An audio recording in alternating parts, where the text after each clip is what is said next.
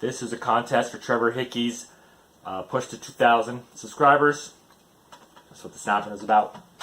He's well over 200 now. Last I looked, he had 242, something like that. Easy contest.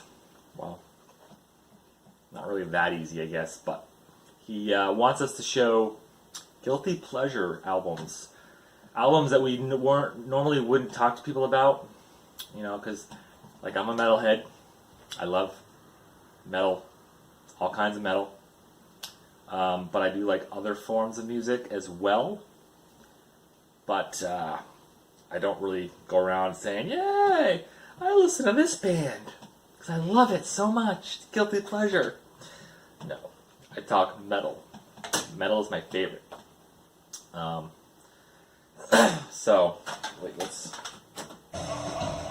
Ministry. I got more. I got a couple. I got 7, I think, here. Guilty pleasures.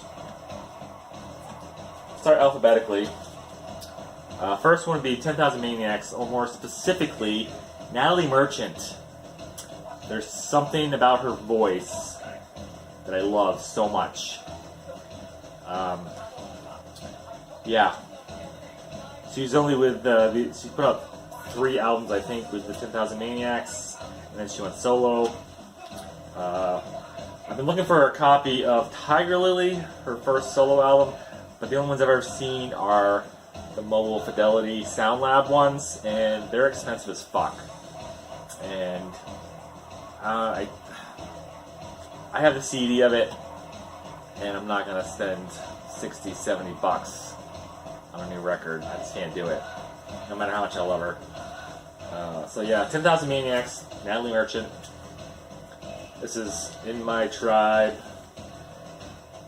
Pretty good stuff there, I think, anyway. Let's see here. Next up, another one that's, they put out a couple of albums, a few albums. This is Edie Brickell and the New Bohemians. Another one where her voice is something, I don't know.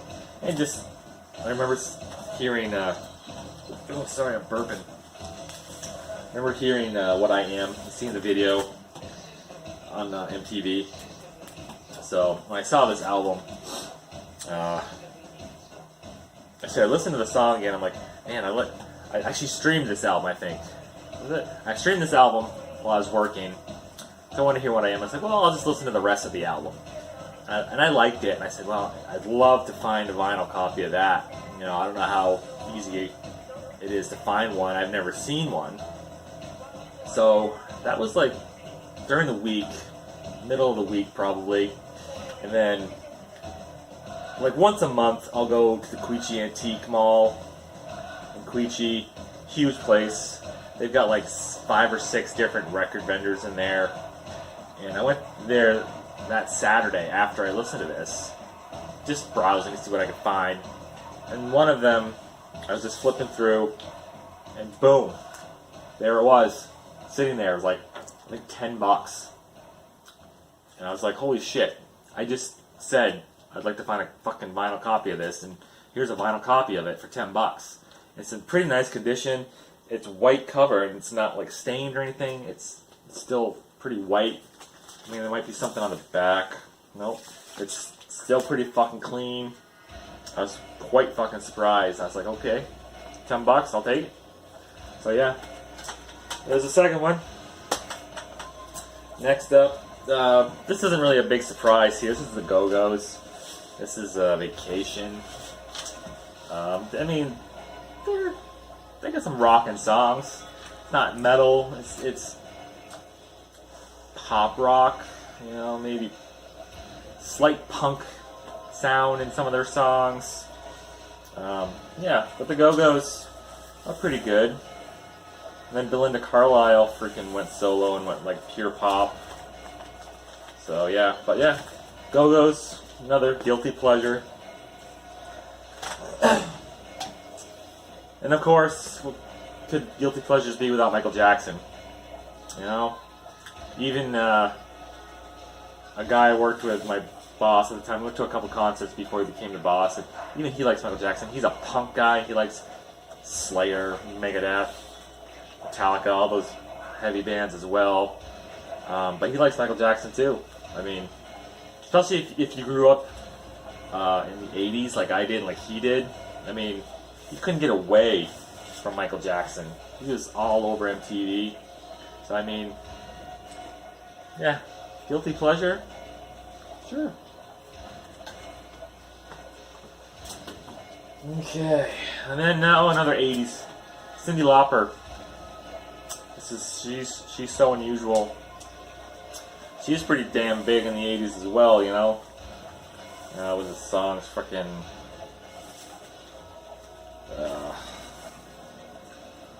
Girls Just Want to Have Fun, of course. Time After Time. She Bop. You know, she was, and then especially in the 80s, wrestling was really, really big in the 80s.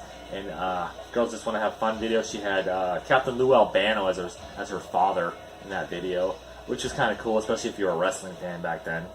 You know, because that was like the heyday of wrestling, that in like the late 90s. So, Cyndi Lauper. Okay, I'm going to take these out of alphabetical order right now. I'm going to show that one last. This is a band called Of Montreal. This is a 2-record set. Insane cover here. I've showed this twice already in other videos, I think, but they are a guilty pleasure of mine. They are like funk, dance, punk, bass-driven kind of music. This was a blind buy. Just the cover caught my attention, and I said, fuck it, I'll buy it. I mean, it was $15, I guess, I think, if I remember correctly. And they're just all over the place. It's mostly bass-driven, like funk music, kind of, with like dance influence. It's good, in my opinion. It's a guilty pleasure because I don't like any other album by them except for this one. This one's like super bass-driven. It's got so much bass in there. But yeah, Of Montreal. This is False Priest. And the last one was this. It's a super fucking guilty pleasure. It's the newest album here. Just came out last year. And I've showed this. 2020 it came out. This is Dua Lipa. This is Future Nostalgia. I don't know what it is. I don't usually listen to music like this. Especially newer stuff, but it just reminds me of the 80s pop dance music that came out, like Paula Abdul and Madonna and all that shit. And just these songs are so fucking infectious. And I don't dance ever, but this music makes me want to move, and I don't understand why. I don't get it. I enjoy every fucking song on this album, and it just surprises the fuck out of me that I liked it as much as I did, because this isn't the kind of music I generally listen to. So, yeah, the last guilty pleasure, Dua Lipa. And anybody in the U.S., if you're seeing commercials for that alcoholic beverage, what's it called, Truly, and it's got that song in it, that's her. There's another video with her in it, or a commercial with her in it, that's her song. If anybody's seen those commercials, yeah, this is the song Physical, which is my favorite song on here, actually, which kind of pisses me off that she sold out already to fucking sell her music to commercial already. The album's only a year old. But, yeah, whatever. Pop artists, they fucking in it to make money. Except for this album, I don't think she was in it to make money. She was in it to make a fucking great fucking dance album or pop album. It's upbeat. It's fucking. I don't know. It's just. There's not one like sad song or slow song on there. Okay, that was my contest entry for Trevor Hickey's push to 2,000 subs, which he's well over already. I said. He's fairly new. I mean, he hasn't been making videos for really that long. Good job, buddy. I know you're a big metalhead as well, and you're in a metal band, I think it was. So, yeah, keep chugging along and get those subs even higher, man. Congratulations. Until next time, rock on.